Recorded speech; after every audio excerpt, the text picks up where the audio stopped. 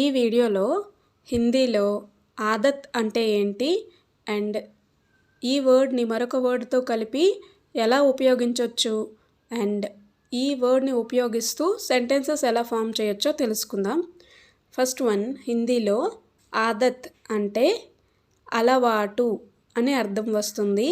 హిందీలో ఆదత్ అనే వర్డ్ని ఇంగ్లీష్లో హ్యాబిట్ అనే వర్డ్ ఎలా యూస్ చేస్తామో అలా యూస్ చేయాలి.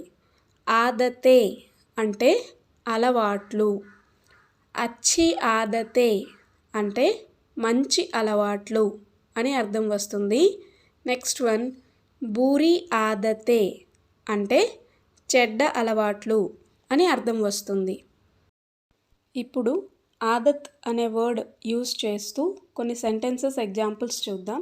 ఫస్ట్ వన్, ముझे రోజ్ సుబహ్ గరం పానీ పీనే కి ఆదత్ హై అంటే నాకు రోజు పొద్దున్న వేడి నీరు తాగే అలవాటు ఉంది అని అర్థం వస్తుంది. ఈ సెంటెన్స్లో సుబహ్ అంటే పొద్దున్న, గరం అంటే వేడి. నెక్స్ట్ సెంటెన్స్, తుమ్కో కితాబే పఢనే కి ఆదత్ హై క్యా అంటే నీకు పుస్తకాలు చదివే అలవాటు ఉందా అని అర్థం వస్తుంది.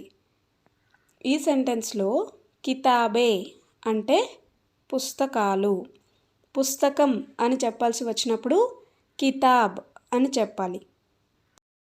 నెక్స్ట్ సెంటెన్స్, హిందీలో ముझे కుచ్ ఆదతే బదల్నా హై అంటే నేను కొన్ని అలవాట్లు మార్చుకోవాలి అని అర్థం వస్తుంది. ఈ సెంటెన్స్లో కుచ్ అంటే కొన్ని, బదల్నా అంటే మార్చుకోవడం. నెక్స్ట్ సెంటెన్స్, బూరీ ఆదతే సే దూర్ రెహనా చాహియే. దీని తెలుగు అర్థం మీరు కామెంట్ చేయండి. Thank you. Please like, share and subscribe.